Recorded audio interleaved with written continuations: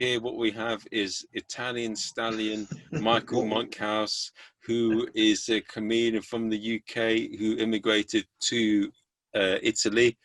He is fluent in loads of different languages, and 2.5. he is, what you can say about Michael Monkhouse, he is related to Bob Monkhouse, and you will never forget him. Congratulations for being the first person to point that out, really. Yeah. Do you know the reality about Bob and me? Now we're starting. Tell us. The reality is really not very interesting. People always ask, are you related? And the answer is no and yes and no, because it's an extremely distant kinship, and it's not blood, it's my stepfather. Family's always complicated, so it doesn't really count. Legally, there's some kind of vague thing there, but it really doesn't mean anything, you know? Okay. I've had this since I was a kid. When I was at school, Bob's your uncle, hey? Bob's your uncle. Have you met him? No, well, he's dead now. So my stepfather met him, actually. He did a show once for famous monk houses. And he said he was very good. It was very crude, which you didn't kind of expect. There are kind of two sides to Bob Monkhouse, because I'm a big fan of Bob Monkhouse. You see, unfortunately, people only saw the slimy chat show host, Bob. But he was a very, very good stand-up comedian. I don't know if you saw the DVD, Live and Forbidden. No, I didn't. It's very good. It's about 1991, and it was a VHS in those days. That's how old I am.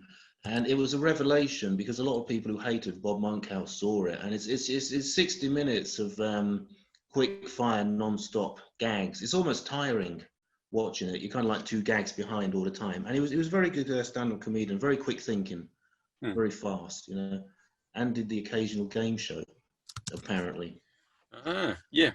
I hear. I think I remember I used to watch one of them, but I can't remember which one. Oh, there were so many. Was it Golden Shot? Bob's Full House, which was clever. Oh no, there were hundreds of them. But he used to like doing them. But he was a very talented guy. Very, very talented. He used to do this thing, gag association, which was great. You know, like word association, you go from one word to the other. He'd do gag association, where somebody said one word, someone else said another word. And he got from one to the other, but with jokes, not with ideas. You know, so it makes a joke about the first thing that involves something else, makes a joke about that. And he go from one to the other. And I've got to be honest, not every single gag was stupendous, but I just think the ability to do that, you know, to have so much information in your head and to be able to do it in front of a studio audience with the cameras going, I think is quite special. So I've got a soft spot for old Bob. But you never met him? No, it's too late now. Maybe in another life. And so how long you been doing comedy for, and like what led you into going to Italy and doing stand-up over there? Well, I didn't come to Italy to do stand-up. I came to Italy because I didn't know what to do with my life. Because I graduated in languages. I say languages, it was German and Latin, and there's not very much you can do with Latin. And I went to Germany for 3 years. I just got very, very bored of it, and I wanted to do something different. And a friend of a friend of a friend lived in Italy back from university, because if you do languages, you meet a lot of people. And he just said, why don't you come over for a month, see if you like it, sort yourself out. After 1 month, if you're not sorted, then we're kicking you out. And basically, I did the very British thing, which was I came to Italy for 1 year, and I stayed here for 21 years now, I think. 22, I stopped counting, but I like it. I mean, my girlfriend's Italian. Yeah, and she doesn't speak English, and I'm not teaching. People always say, why don't you teach your girlfriend Italian? Well, the thing is, I teach English all day, you know, and coming home, I don't want to open a grammar book. And her English is too basic for an easy conversation, so it's just hard work. So we don't do it. How did I, what's the other question, sorry? How I got into comedy? Yeah. I've always been into comedy ever since I was a kid. You know, when I was young, I used to like Laurel and Hardy. We were hilarious. Then I got into Monty Python, but I didn't really understand Monty Python. I just liked the idea of something that was a bit different. This was before they became a national institution, and Michael Palin walked around the world 6 million times. Then it was the young ones. I'm a big fan of the young ones. Even now, I still laugh like an idiot when I watch it. And when I was at university, I don't know if you've heard of footlights. No. Yeah, the Cambridge footlights. Yeah, that's right. That's right. Because I was at Cambridge. Studied at Cambridge, and I tried out footlights in my second year. My first year I did nothing, and my second year I did everything except study. I had a delayed adolescence, and I did 3 comedy shows. My first comedy show was Footlights, and it was okay, right? It was not great. It was not terrible. It was what I expected. And the second time I did it, I got a lot of laughs, but I got a lot of laughs because it was a project that we were all supporting.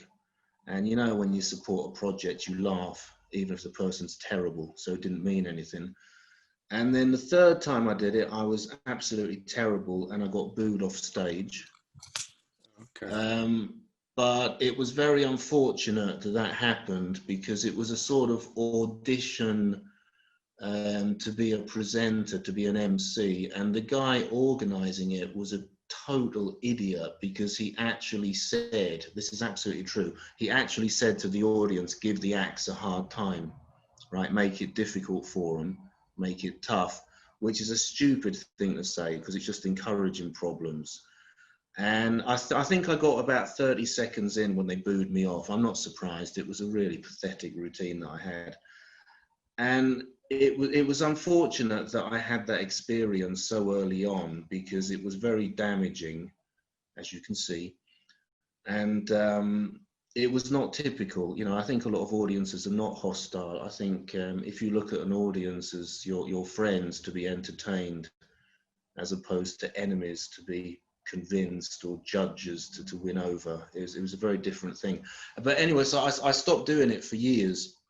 Okay. After that, and then out in Italy there was a friend. No, she's not a friend. I don't like her. Can't stand her actually, but an acquaintance, and she decided to open an open mic comedy in Rome because it doesn't really exist out here. There's very little. It's nothing like London, nothing like America. And it was basically my girlfriend. She said, instead of sitting on your fat ass criticizing everything, why don't you actually try and support a project? So I did the first open mic show, and I was surprised how much I liked it. I thought it was going to be horrible, but the minute you hear the first couple of laughs, it gets really easy. So I just kept on doing that. But it's interesting when you say, how long have you been doing it? I've been doing it for about 10 years, but as we've spoken about before privately, 10 years in Rome is not like 10 years in England. You know, I mean, 10 years in England, if you want, you could do it practically every night. You know, you find like a page, a Facebook page, start contacting people. In Rome, you're lucky to get one a month, okay? Because it really doesn't happen. It's not something that Italians do. You know, in England, you pop round, visit someone, let's go and watch some open mic comedy. In Italy, no, they have different traditions. All right? It's not a criticism.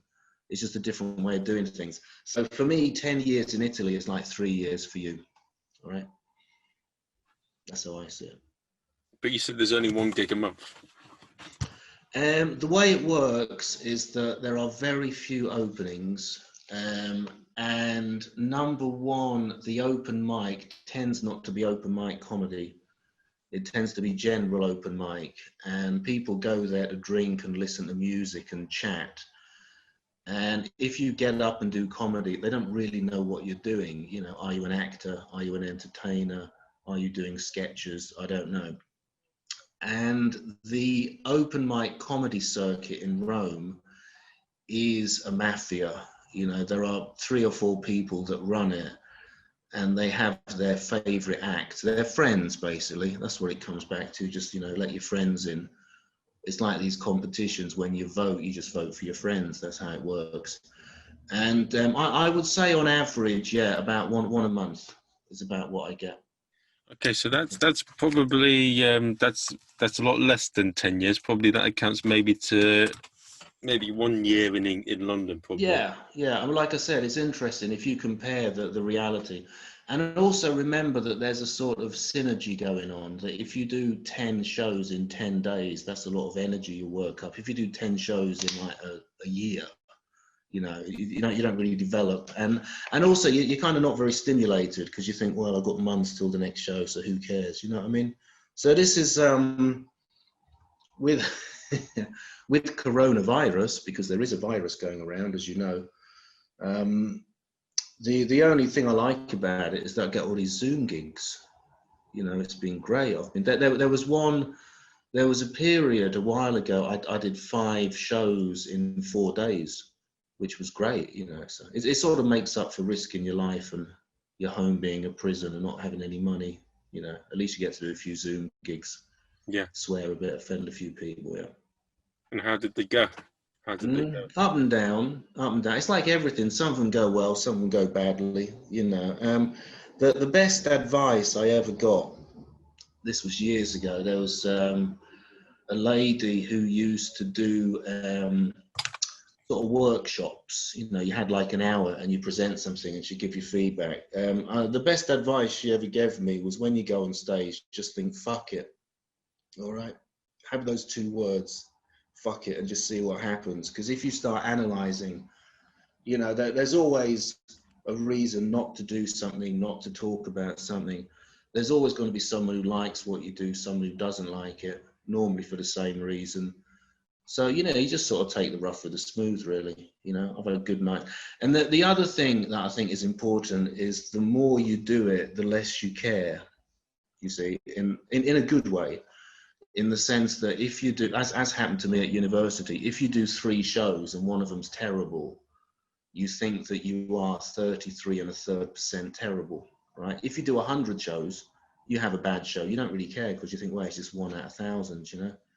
It doesn't weigh you down as much psychologically. So. Yeah.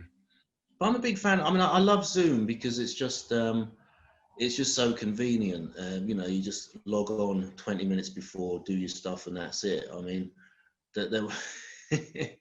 there was one particular night, and I'm not exaggerating.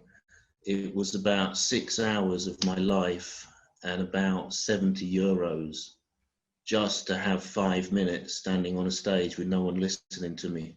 All right, because I didn't have time to go home, so I went to eat in a restaurant. In those days, I used to drink a lot. I used to drink a hell of a lot, so that was a lot of money. And it was too late to get the underground, so I got a taxi. And so it was hours of my life. It was a lot of money, and I felt terrible the next day. Nearly lost my job over it. All for 5 minutes when no one was even listening to me. Okay, so you do wonder what the point is. Well, the great thing about Zoom is it doesn't matter. You just log on, do it, and then see what happens. Easier. So. It's easier, isn't it? Yeah. It's easy. I mean, the only thing that is difficult, challenging and demanding. We don't say difficult, we say challenging and demanding. The only thing strange about Zoom is that I'm used to feeding off an audience. I'd like to. I used to be scared of audiences. Now it's the opposite. I have fun with them, and like if somebody heckles me, I like to come back and actually enjoy it instead of running away.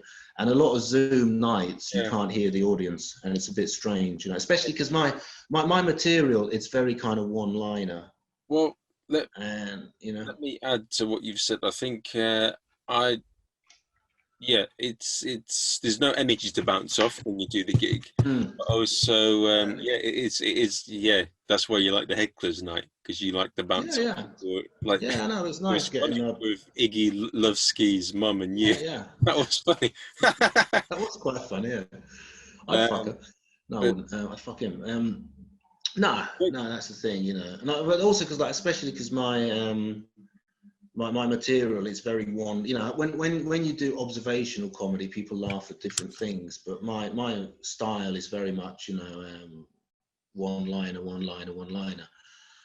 And there's that moment when you say a one-liner and people laugh, or they don't laugh, and they don't laugh because they don't like it, or they don't laugh because they haven't got it yet, and you give them time. And it affects the way you perform because you're used to gauging this thing. And obviously with Zoom, you don't get that. you know, if they mute the audience. So it's a bit strange because you say something funny and you know. Okay. Yes. Yeah, it is pretty. But what else do I want to talk about? So Mhm. with languages, Yeah. how do you, what do you, one thing I want you to say, and this is for the 1% people that are going to be watching, or maybe the 50,000. That's What 50,001 more than I normally get. what lesson do you have to provide in terms of learning a language? And what Learning a language. Oh, you just got to get out there and do it. You know, just sort of immerse yourself. It's interesting because there are two ways to learn a language. There's the textbook way that we do at school, and then there's just living it. And it's interesting because I've had both, because I studied German and then I went to live in Germany. And Italian, I just picked it up, you know, just through doing things, you know, and it's healthy, you know, just getting to it just kind of comes naturally. My written Italian is not as good as my spoken Italian because I've never studied the grammar, all right? And quite honestly, I don't want to, because I think at this point it would probably do more harm than good, because all the fluency that I've picked up, I'd start thinking, oh, is this right? Is that right? You know? Oh, okay. So, So you didn't yeah, pick so up okay. it's a mixed blessing, you know. It's a mixed blessing. It can be a bit of a bind, you know. But, I've forgotten most of my what's it called, English grammar. yeah. I mean, I know a few basics here and there, but you know, I've forgotten a lot of it, to be honest. Well, the interesting thing about being a teacher is that when you speak a language, if it's your language, you don't know the grammar because you just speak it. And when I started teaching, I had to actually study my own grammar, which is very strange. You think it'd be obvious, but it isn't. You know, and people used to ask things like, you know, why do you say I read yesterday and not I have read yesterday? You know, and all these kind of things, and you don't know them. So you have to sort of study them yourself. I know now, been doing it for 15, 20 years, but you know, in the old days, it was a bit strange, you know. I mean, it depends because I did Latin, and Latin is all about grammar. You know, it's very theoretical, as I said. With a modern language, I think you just got to jump up and do it. You know, I mean, I do a lot of stand up in Italian, and I'm doing a show tonight, actually. Hopefully. And I have to be honest, I prefer doing it in Italian is 10 times less fun than doing it in English. Because the thing about I met a guy once who is a professional stand-up in Italy. He's very, very good. And he gave me a bit of advice. He said, if you have a show, for example, 7 minutes, prepare 7 minutes in case nothing happens. But almost certainly something will happen. And when it happens, you've got to react to it. Okay, you got to, you know, if somebody talks to you, you got to talk back. If somebody heckles you, if there's a power cut, you know, the worst thing is to ignore it and just get focused on your script like you're an actor doing a script. You know, you got to live it. And it means that some of your material you probably won't get to, but it's not a problem. Save it for next time. And the thing is, my Italian's fine. I've been here for 20 years, but my reflexes are far slower in Italian because it's not my first language. You know, so if something unexpected happens, like somebody shouts at me, I answer in English, it's great. But in Italian, my brain has to sort of register. And also the Italian is fascinating. Latin languages are far more wordy, right? They're much longer, they're much slower. And the English language has a snap, it has an immediacy to it, which I think is very good for comedy. And, you know, there's a friend of mine, we do a show together. And we there are a lot of sketches in that show that I'd written over the years, and I just pulled out the best ones, and we translated them into Italian. And there was one particular sketch that we just we gave up on it. We gave up on it. It was a sketch about masturbation, which is original for comedy. Yeah, but you see, what was funny was that it was an Oxford professor using the most disgusting, vulgar slang, but speaking very sort of elegantly, you know. And in English, it was very funny to have that contrast because, especially if you look at American slang, there are hundreds of ways to talk about masturbation. Some of them are very funny. And when we translated it into Italian, it just didn't work because the Italians don't have that kind of professor figure. But also the Italian language just wasn't flexible enough, right? They don't have all these different ways of saying it. And it just became very vulgar. And in the end, we just gave up. You know, we just couldn't do the sketch. That's one thing that I found with the English language. It is more, yeah, it does have perhaps more words than most other languages. Yeah. Because Yeah. Oh, it's very flexible. Yeah. There are so many things you can do with English. You know, it's a mix of other languages, and like it's got bits. The fascinating thing about English is that it didn't develop in a linear way. All right. If you study the history of German, there's like medieval German, etc. If you study Latin to Italian, it's almost the same. And English, it's a complete combination. There's Latin, there's French, there's Anglo-Saxon, there's Celtic, there's Viking. You know, if you get an etymological dictionary and you open it any page at random, you're going to find 10 languages. Right, Urdu. There are bits of Urdu, bits of Chinese, you know, bits of everything, you know, and it's a very rich language. It's a very good language for comedy. And the wonderful thing about English is you can completely change the meaning of a sentence just by adding a comma, all right, just by changing a preposition. Do you know what I mean? It's a fantastic language for comedy, and Italian doesn't really have that flexibility. And I wrote an article about this years ago. I'm convinced that one of the reasons why England and America is much richer in comedy is because of the language. It's like pop music, right? Most great pop bands are English or American, you know, from rock and roll through the Beatles, you know. And what advice would you have for learning grammar? Learning grammar, I think you have to have that basic bit of grammar, right? There's there's a student that I have. He's very, very good, and he's got very strong grammar, and we don't do it anymore, right? There is a grammar book out there, green book, right? Because there are 3 books. There's the red book, the blue book, and the green book.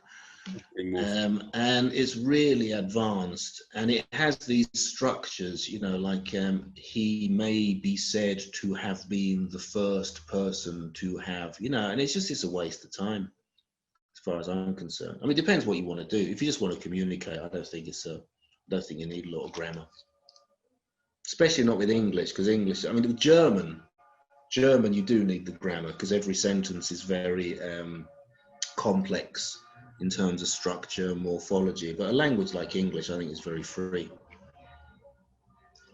Yeah. So how do you chat people up in Italian and German then? How do you I don't. go like, hello there, what you doing, love? And how do you sort of translate that to Italian? Come butta. I don't know, actually. It's hard to believe looking at me, but I've had very little experience of women. You know, it's difficult to believe looking at me, yeah. Oh. I don't know. I mean, to be honest, I don't think I've ever chatted anyone up in my life.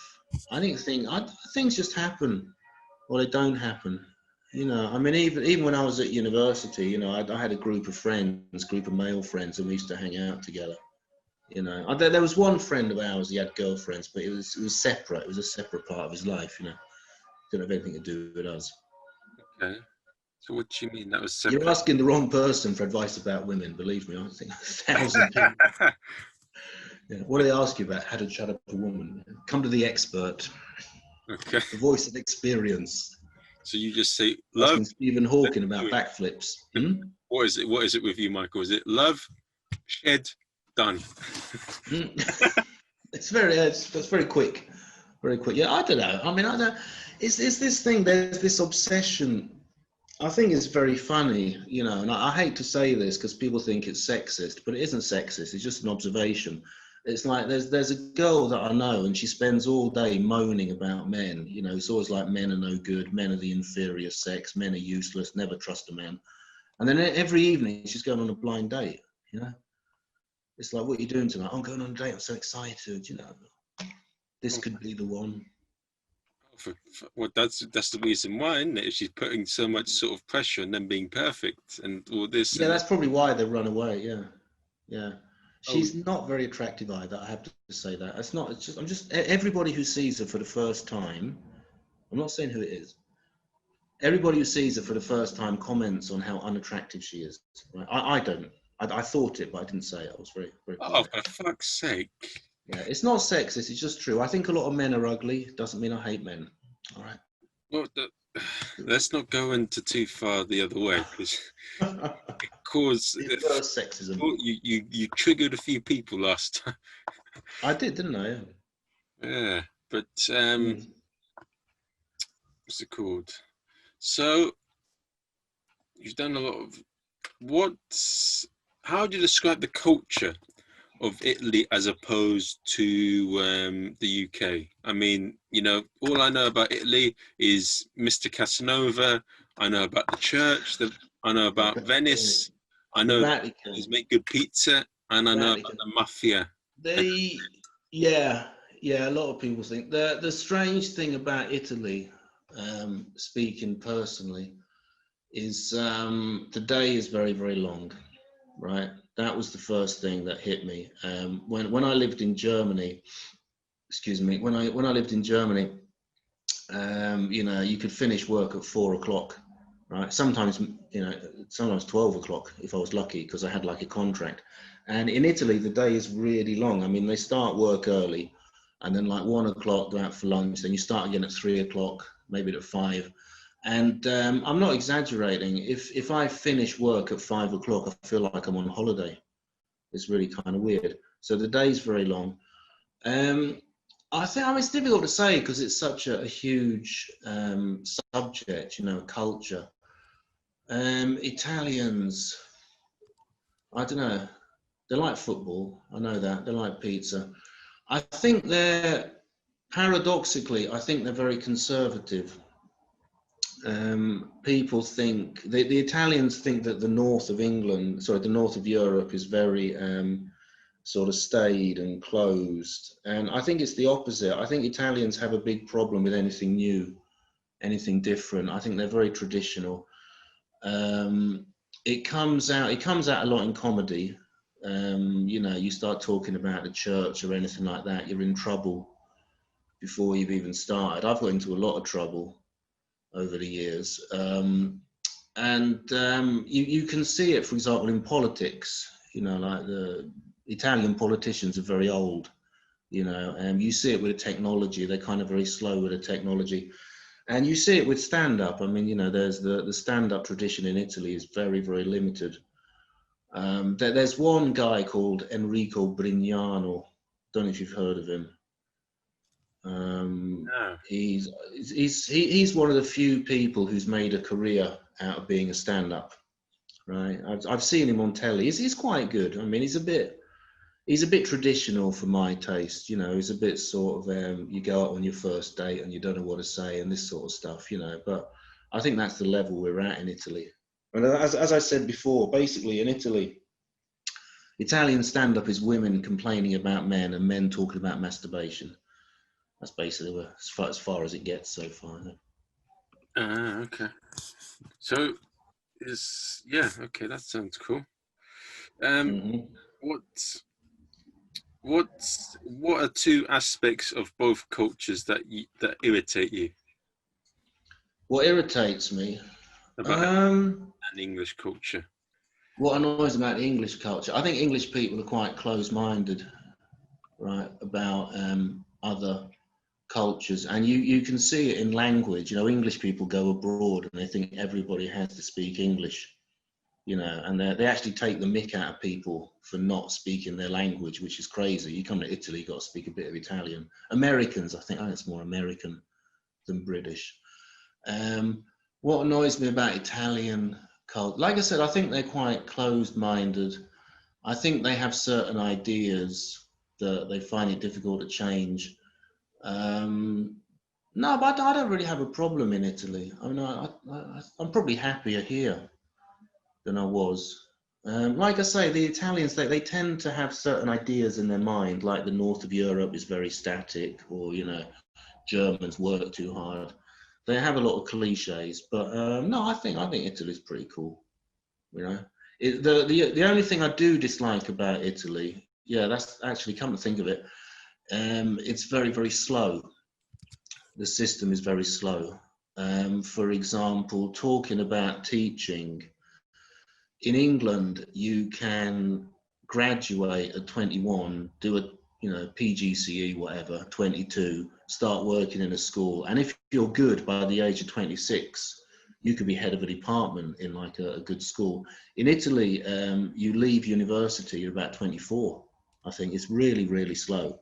And they do 6 million other things. I mean, when I was at Cambridge, I had a professor who was 26, which is quite amazing to be a Cambridge professor at 26. I mean, he was super motivated. He was not the average, student guy. And yeah, I think in Italy, that's the problem. It's very, very slow. I mean, looking at my job, I haven't really progressed. I'm doing exactly the same thing that I did when I first came here, and you tend to look at things like, I've got through another month. And I know for a fact that a lot of English people, not me, but a lot of English people who come to Italy, they tend to leave for that reason, because they just feel they're not getting anywhere. And they feel that, it's a nice way to spend a couple of years of your life, but there's no real future in it, Mm. Yeah, I suppose so.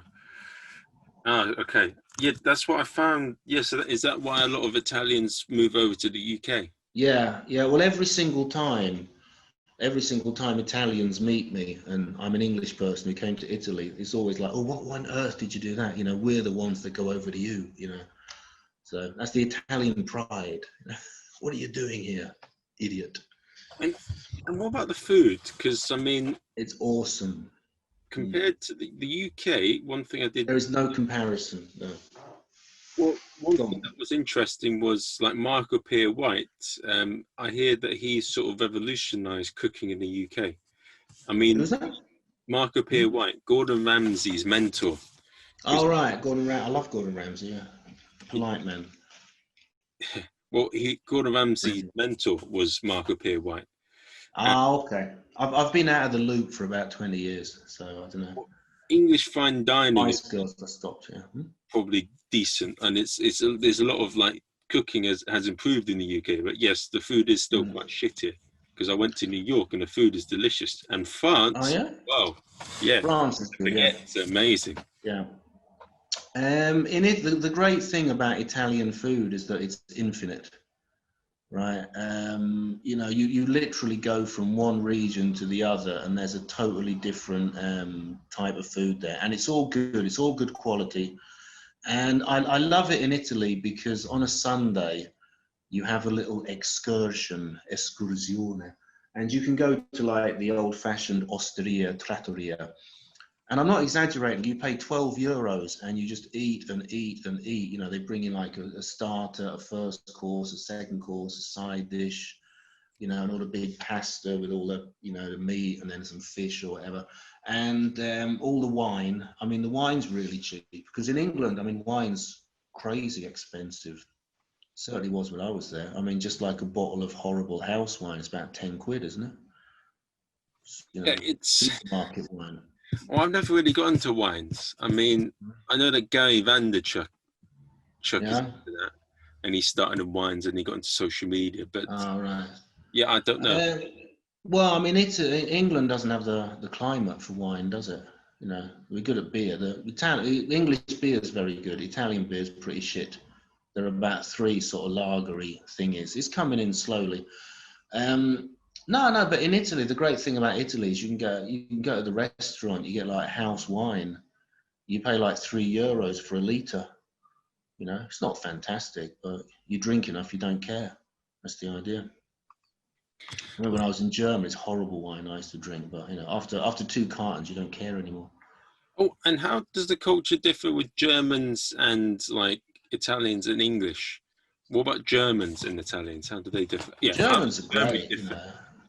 Oh yeah, they are different. But you see, this is another thing that Italians are obsessed by. They're obsessed with this idea that Germans are very boring and they just work all the time. They have no sense of humor, and it's not true. I lived in Germany for years. I had a great time. They invented the beer festival, right?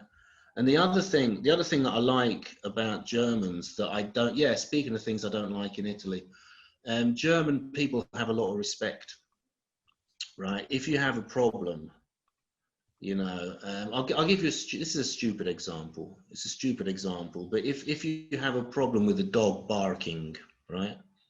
I don't mean the occasional bark. I mean when it's insistent and you can't concentrate and it drives you mad.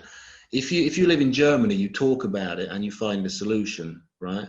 In Italy, it's the opposite. They take it as a personal attack, and they sort of remember it for like years. Oh, you're that bastard who annoyed me, this and that, you know.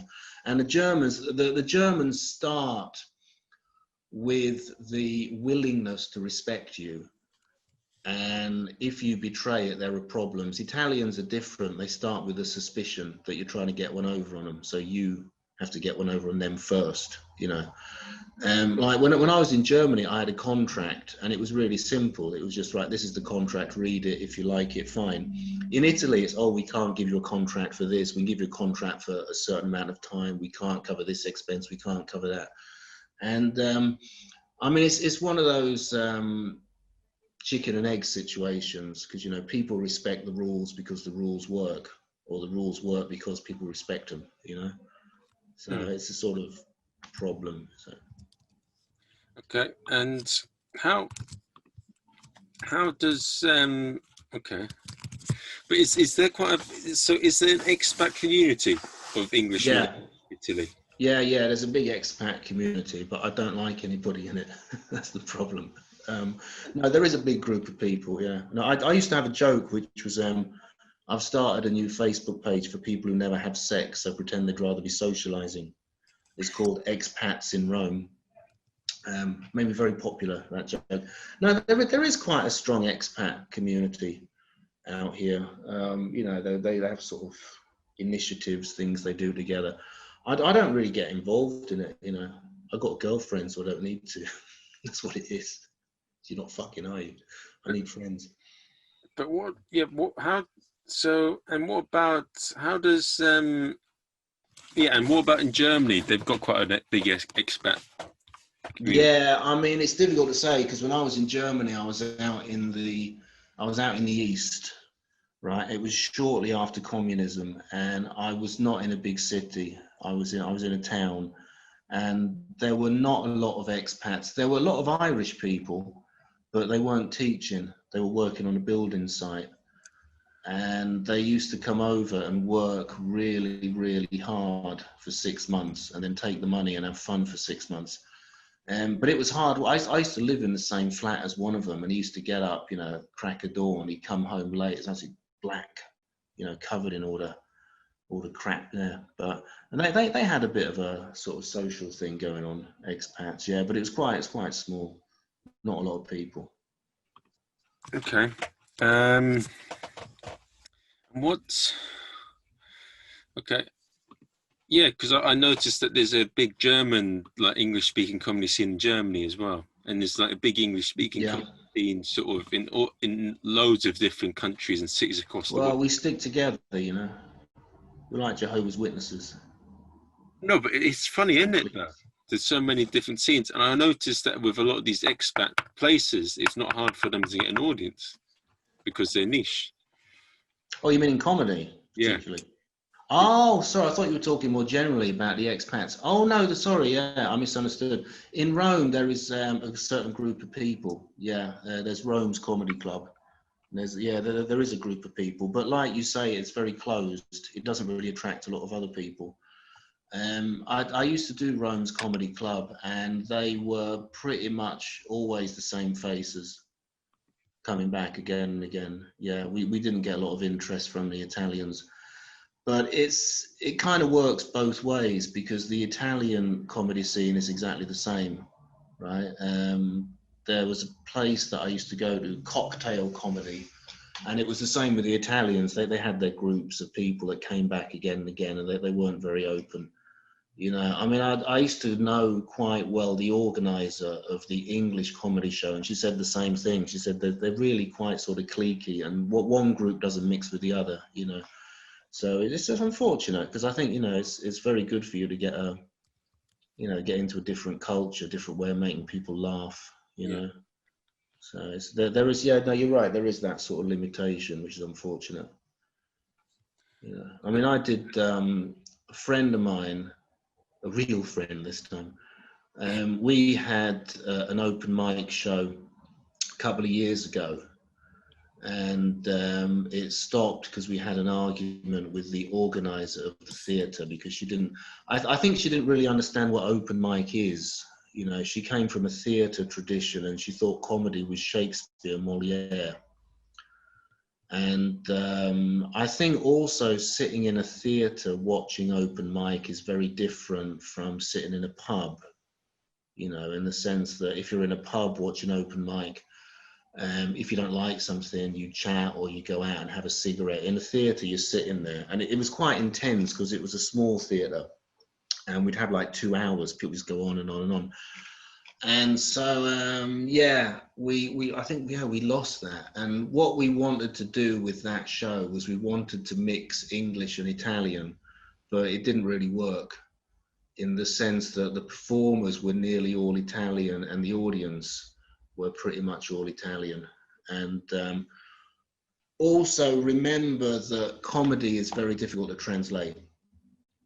You know, a novel, you know, you can translate, an article you can translate. Comedy doesn't translate easily because you play with words and you talk about certain stereotypes that other people don't have.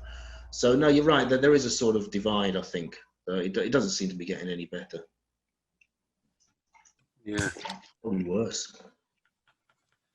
With a virus as well. Yeah. It's a bit.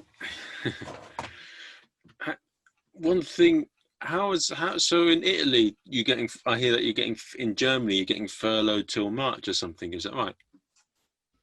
Is that sorry? You're getting covered.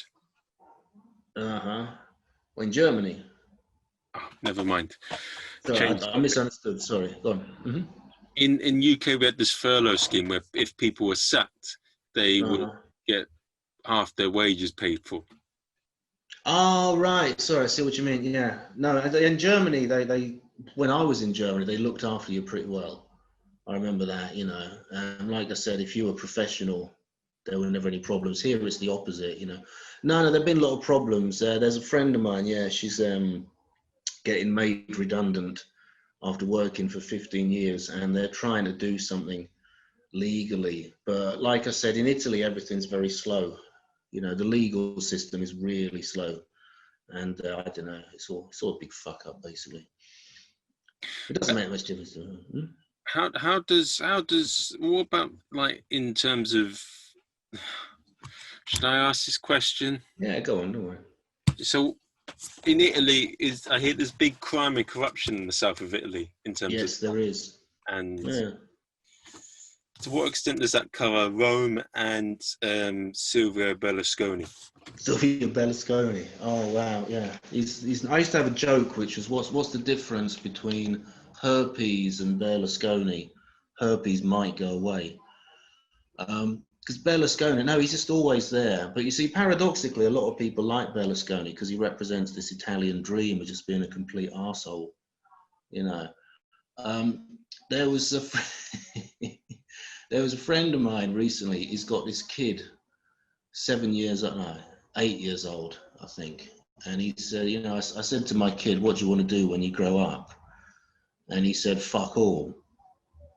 And he said, that's not a nice way to talk to your parents. And also that's not very nice language to use. So what do you want to do when you grow up? And he said, fuck all. And he said, can you stop saying that? And he said, no, because I was listening to my grandfather the other day and he was watching television and there was Berlusconi. And my grandfather said, that's the perfect man. He's doing fuck all day, just sitting on a yacht with a beautiful young woman. So that's what I want to do. So that's the kind of level that we're working in. No, there is a lot of corruption. In fact, I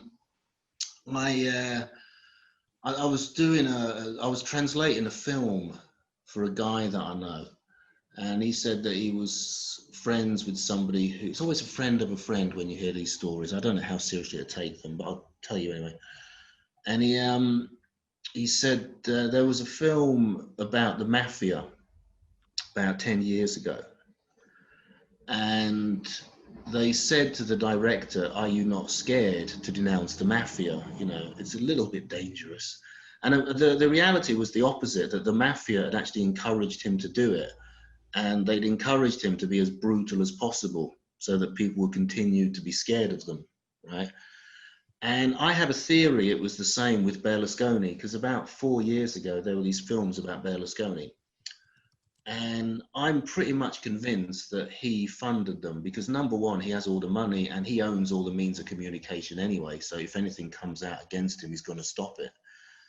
But also, I didn't actually see the whole film because I can't sit in a cinema and look at Berlusconi's life for 2 hours. I'll kill myself afterwards.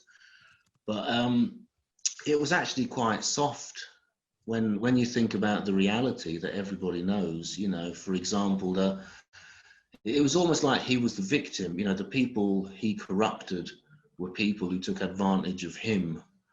You know, the wife that he betrayed, you know, was somebody who didn't understand that a man has needs and all this kind of shit. And even the sort of sex scandal, they said it was a passion for youth and beauty that would have destroyed a lesser man, which I thought was hilarious. You know, I'll try that on my wife next time she catches me watching pornography. What are you doing? This is a passion for youth and beauty, you know. So it's all very, very corrupt, and it's very, you know, you can't do anything about it. It's too big. I mean, just the fact that there is a mafia and it has a name and people know it exists, but nobody does anything, you know, I mean, that tells you a lot about the mentality. Let's go back to it again. So, yeah, the questions were, what have been experiences that have shaped your life the most, and what have been experiences that have shaped your opinions, and what my opinions. the most funniest experiences you've ever had? Right, things that changed my life. Well, changing country. I mean, that's a huge thing, you know, culture shock, going from one country to another. I think the first thing that really made a big difference was when I went to university, because as you know, university in England, it's not like university in Italy. And in Italy, they tend to stay at home, you know, a little mummy's boy for another 8 years. And it was really tough, actually, going to university. I didn't enjoy my first year. It was all about settling in, and I didn't, you know, Cambridge was not a very nice place for me. It's not really my kind of scene socially. They're all sort of, you know, aristocrats or failed aristocrats who are even worse. So that was, yeah, that was a bit. The second year was fun because I had my adolescence. I recuperated my adolescence. I didn't do any studying. I just mucked around. Third year was fairly shit too. Another thing, probably the birth of my nephew. Isn't that nice? But it is, because I was very lucky because I had a lot of problems with my parents, and I used to spend a lot of time with my sister. And I became very friendly with my nephew when he was about 6 or 7, which is a good time to bond with a kid. So I still get on with him now. And the other thing, of course, is meeting my lovely wife. Not my ugly. She's not my wife. I call her my wife because we've been together for 15 years now. So, Ooh. yeah. So I don't like girlfriend because in England, when you say girlfriend, it means I can shag if I want to, you know. And I'd like to think that after 15 years, the relationship has progressed slightly, you know. Okay. Well, what's okay? And what's that's well, congratulations on 15 Thank you. years. You wouldn't think it to look at me. Yeah, 15 years. Well done. Yeah. I'm glad you're being positive because people are always negative. It won't last. There will be problems. It's like when I went to university, there will be problems. Don't worry. Yeah, if you want there to be. And how many? What would you say is the funniest thing? Some of the funniest things that have happened to you? Funniest things that happened to me? Probably, it doesn't mean very much to anyone else. It wasn't really funny, but it was quite touching. It was about, we were doing a show about 10 years ago, and the atmosphere was very nervous and quiet because no one knew anyone else, and the stage always freaks you out, and it was all sort of awkward. And then this American guy sees me and he goes, "Hey, you're the guy that jerks off to Mel C, right?" And I thought it was very nice. I felt very proud of that moment that I have a reputation. Anything? No, I don't know. Just trying to think. I was probably drinking, so I don't remember very much. You remember the first time you were drunk? No, I was drunk, so that was fun. No, that's about it, really. I don't have a very amusing life. Not very many amusing things happen to me. All right, things that have shaped my opinion.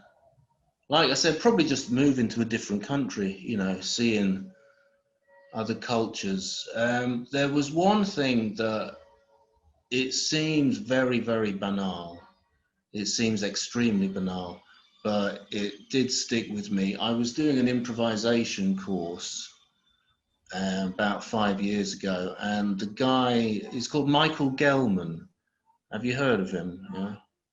No, he's very, very good, right? If I say someone's good, they must be good. And he said that the key to improvisation is to listen and be ready to change on the basis of what you hear.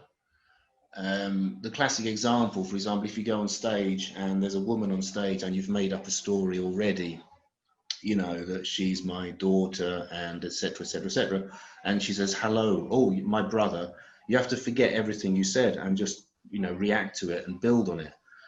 And he said, I think it's a very interesting metaphor for life, because in life, we don't listen to other people. And if we do, we don't allow it to influence how we think, and it made a big impression on me, because I genuinely think it's true. When people say they're open-minded, I don't think they are. When people say they're open-minded, it means they have firm opinions, and they like it when other people share those opinions or support those opinions. You see it every day on Facebook. Facebook like just means I agree, or well said, when something is not well said, it's terribly said, but you happen to agree with it, and I genuinely, it's strange because I'm a lefty, right? I'm a lefty, but I genuinely think that left wingers are more bigoted than right wingers, in the sense that, I'm not crying, I just got something, so I'm very moved. It's beautiful. No, in the sense that, if you're talking to a right winger, my experience, like when I was at university, it was a very right wing college. And paradoxically, they're more open-minded in the sense that they can argue a point. Whereas left-wingers like me, the minute you go out of the comfort zone, it's like, oh, and you take it as a sort of, you can unfriend people on Facebook. Isn't that stupid? Like unfriending, it's like you're 5 years old, you're not my friend anymore. I'm not talking to you. So I thought that was interesting, just to try and be open-minded, listening to other opinions. Yeah. No, I mean, it's something that I've come across a lot, but hey, each to their own. Works a lot in comedy, yeah. Yeah, being left. Yeah. Big left on my own, yeah. Yeah. Well, you see, comedy again, right? I think that's interesting, because I think comedy is the perfect example, because if you go up on stage and say Donald Trump's a dickhead, you get a round of applause, right? If you go up on stage and try a witty but intelligent dissection of his policies, people get bored, or they say you're a fascist. Do you know what I mean? And I've got into a lot of trouble for some of the things I've said over the years. And I think, it's just because people, there was something that I said that I got into a lot of trouble for. And in the end, I actually cut it out because I was sick of having to explain it. And it was about a sexual harassment claim that was made by a penthouse model. And I was sort of ironizing it. And everybody misunderstood and thought I was sticking up for a molester, and I wasn't. I was simply pointing out that in a world of, violence, you're not doing the cause any favors by opening your legs for the highest bidder, right? And that was all I was trying to say. But unfortunately, everybody misunderstood, because the minute you open your mouth and say anything, that people don't want to hear, you get into trouble. So I cut it just because I was tired of having to explain it over time, Well, I mean, that comment you said a while ago, which I won't mention and all that, is the kind of thing that triggers the left. Triggers the left? Yeah. Oh, right, yeah. I don't know. That triggers a lot of them. I mean, I'm not too fussed. You say what you want, but No, I just, yeah, there are certain things that I feel strongly about. In the end, I cut it because it was causing too many problems for people. But you should say how you feel. I don't have a problem with it. If other people do, that's their problem, not mine. Yeah. What?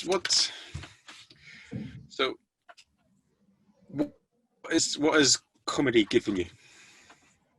It's made me a lot more confident as a human being, which I think is great.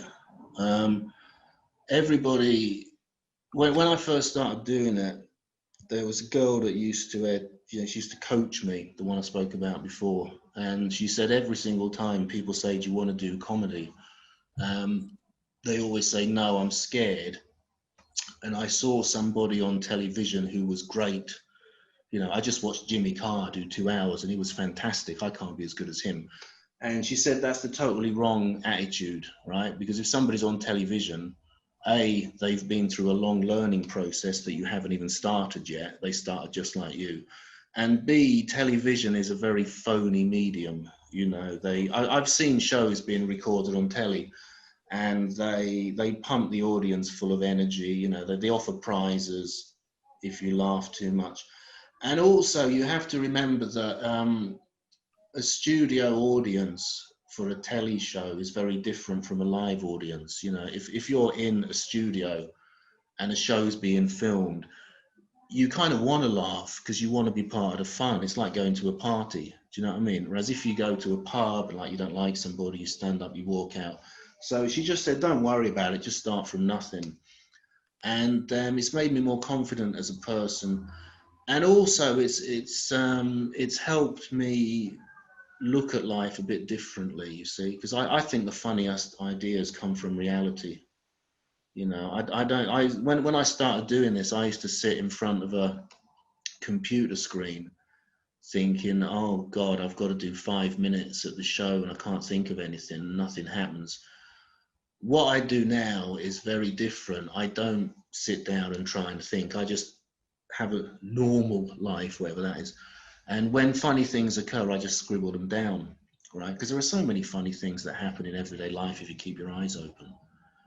And when it's showtime, I just pull out the funniest ones and just list them all together, because I don't, as I've told you before, I don't really buy this thing of observational comedy. I just buy the idea of jokes, just put a load of jokes together.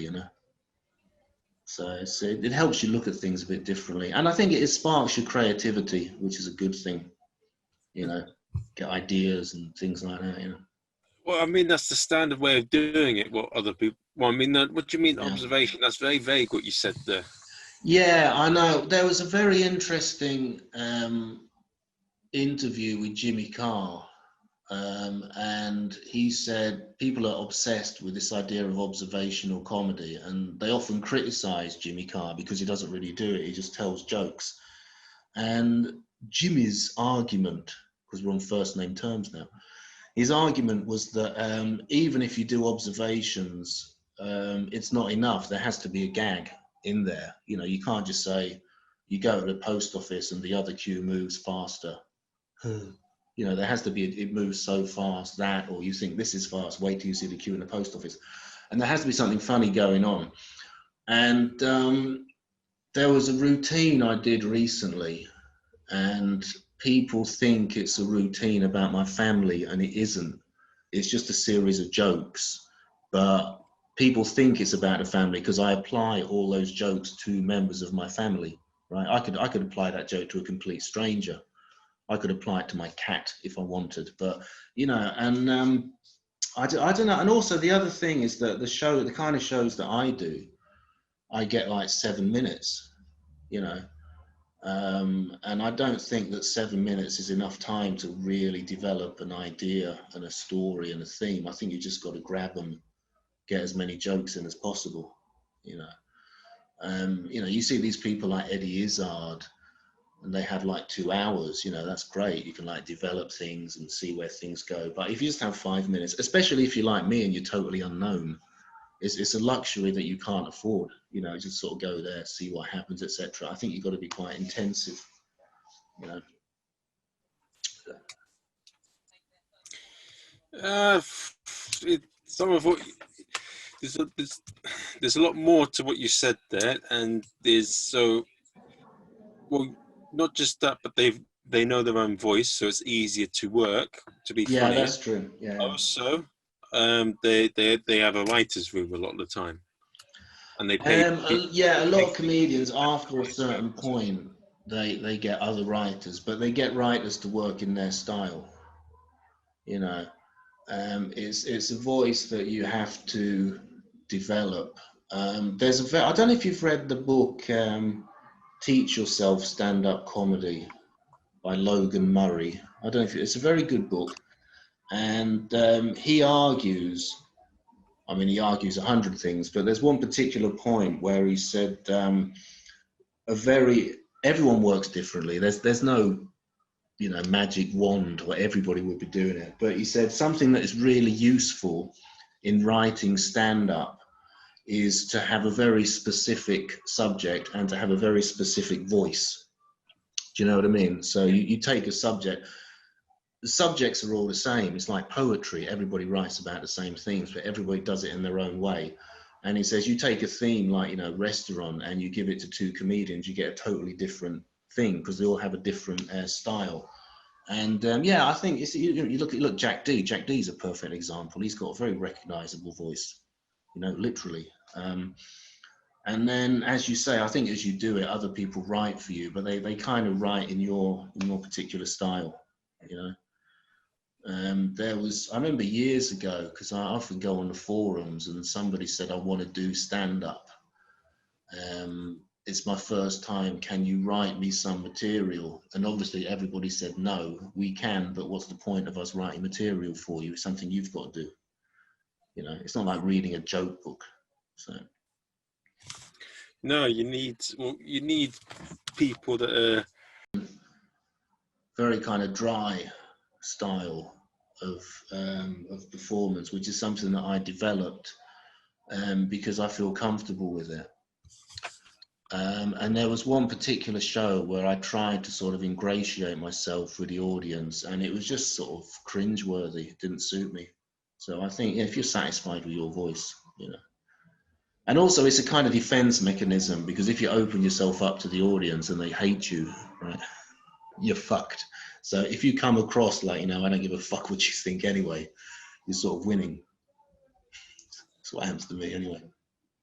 Yeah, well, it makes it safer for you, I suppose, in a way. Yeah, it's a sort of defense mechanism I have, you know what I mean? So, but also it's a voice that I feel comfortable with. I have tried different styles over the years. So somebody said to me once that a good stand-up comedian gets worked up. They're outraged. You go back to like the alternative comedians, people like Ben Elton, who were very animated. And I tried it once. I did a routine. I think it was about DVDs when they were just coming in, and it just didn't suit me. It didn't suit my style, getting all worked up. No. I mean, who's that guy? Is it Russell Howard? Yeah. Russell. I mean, he's like a ball of energy. I saw one of his DVDs. He's like it's all over the place. It's a totally different way of doing it. But obviously, that's the kind of thing that he likes. That's his thing. I think it's very good. Full of herpes, eh? No, I don't know. Style.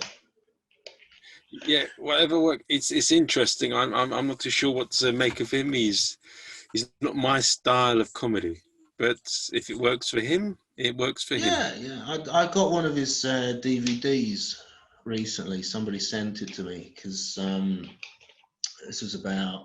it's kind of a bit before YouTube exploded, because I'm so old I can remember when all this changed. Like for you it's normal, YouTube, all this kind. For me it was exciting. And now, I don't know, somebody just sent a bunch of comedy DVDs over to me. They said you're probably missing English comedy, and there was a Russell Howard one.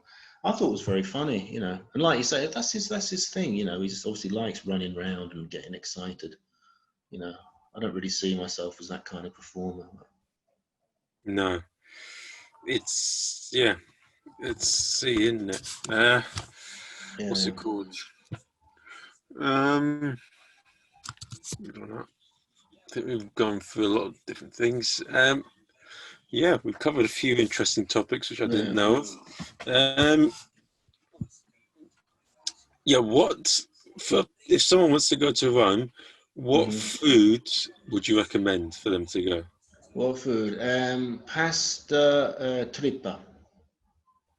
Okay. Trippa. Trippa is tripe, as you call it, but not the way they do it here. They do it fantastic. They have a sort of tripe, and they boil it for about 2 hours, and they cover it with all this sort of tomato sauce, not ketchup. I mean sauce with tomatoes, and onions and spices and herbs. It's great.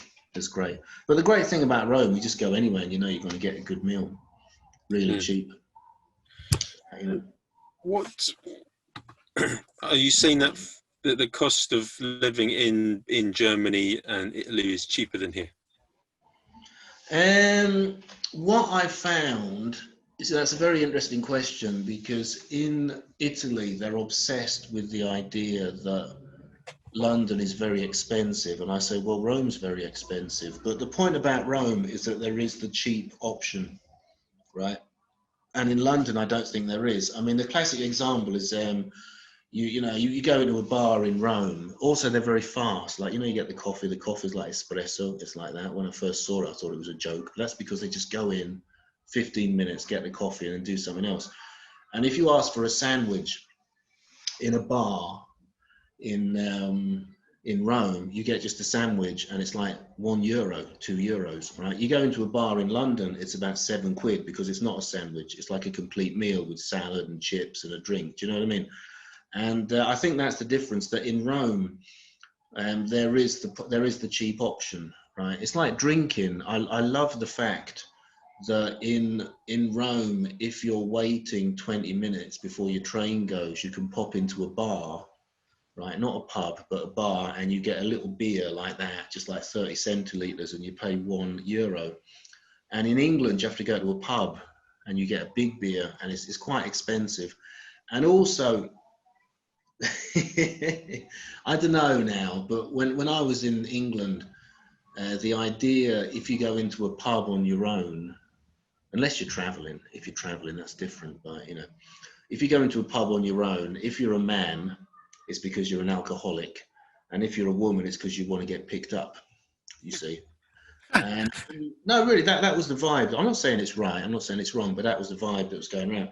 And in Italy, it's also in Germany. The Germans have the same thing. When I was in Germany, there was a bar on the station, and you could just pop down there for 20 minutes while you're waiting for your train and read a newspaper. No one bothers you, And they have this sort of simple option that I like. That I don't think you get it in London, really. I think that's why a lot of people in London go to the supermarket to get the food. Sit on the square because it's cheaper. Mm. I mean, you think about 2 months ago, nothing was going on, right? But now, I don't know because I'm in Rome. But you look on Facebook, there are a lot of open air shows, a lot of live shows. It's happening gradually. So, no, I'm just interested if it's weird doing live shows again. If you've got to do any I've already. only done one, and I'm not Yeah, really gonna. I want to focus on a lot of other things rather than pure yeah, sort yeah. of stand-up per se. Uh, And I don't. Yeah, so I'm not going to give that much this year. I'm going to no, focus. I'm just curious. That's all. But yeah, one thing I want to ask before I go, I've got to film something before 5:50. No, So I don't worry. I want to just ask you one question. What advice would you give to your younger self? And what advice? There's three things. What advice what is a quote you'd like to live by? And also, Mm-hmm. at the end of this, let me know some social media handles or anything you want people. Ah, sure. Yeah, sure. The advice I'd give to my younger self would be, again, fuck it. I think comedy was the perfect example. As I said before, I had that horrible experience earlier on, and I shouldn't really have cared so much. I wish when I was younger, it's very, very strange. People think I'm taking the mick, and I'm not. Somebody said to me once when I was in Germany, she said, basically everybody is screwed up and no one knows what the fuck they're doing, and we just hide it through pretense because we have to survive. And it sounds the most banal thing ever, but it wasn't. And it really opened my eyes because I thought, well, I'm not the only person who's screwing up and who's confused and all this kind of crap. And ultimately, nobody really knows what's going on. And so if I'd known that earlier, I think I would have lived things a bit better, especially university, when I was always trying to please.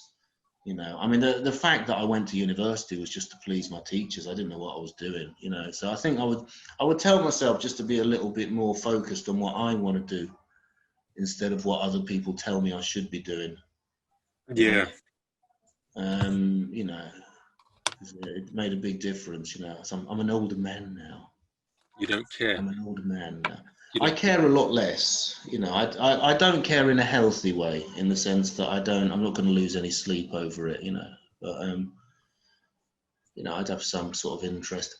The quote to live by, that's a difficult one because you end up sounding like a platitude on Facebook. I think just to sort of live up to your potential, really, because I'm extremely slobbish.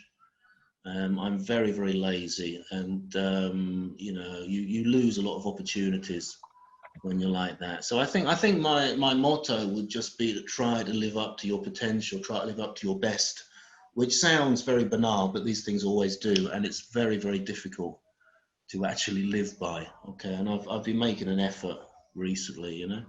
Also physically, I've been getting into a bit of physical exercise, which I never did. All right, and my social media handles, right? Social media handles. I am me, Michael Monkhouse, on Facebook. All right. I am the Bruce Boy on Twitter, and I'm the Bruce Many on Instagram, but I don't use Instagram. The one thing I would like to plug, because I'm here and I'm a prostitute, is Farm Comedy Club. Farm Comedy Club is a completely open mic. It genuinely is open, right? We don't have any preferences. Anybody can do it. You don't even have to do stand-up as long as it's funny. You can do sketch and do a song. The only rule is that after 7 minutes, you go away, right? It's called Farm Comedy Club. You can find it on Facebook. And we had 2 great shows, but unfortunately with lockdown, it's been postponed, but it's going to come back. And if you're still not bored of me, there is Mike and Frank, all one word, on Facebook, which is me and my comedy partner, Francesco Pugliese, because we have our show as well as the open mic. Okay, I think that's about as much of me as you could probably take. oh, I think so. Probably No, more than enough, yeah. no, it's a pleasure. Nice having you on. And Nice to talk to you, man, yeah. Nice to catch up. yeah, just take care, and I'll Definitely. see you soon, hopefully. Take care. All right, man. Cheers.